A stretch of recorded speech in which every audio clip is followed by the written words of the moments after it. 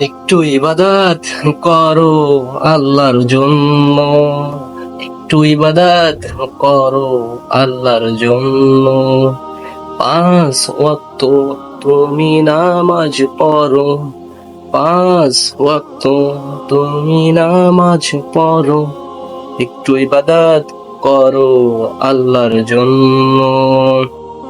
রমজান মাসে তুমি রাখো রোজা, রমজান মাসে তুমি রাখো রোজা, একটু ইবাদত করো আল্লাহর জন্য।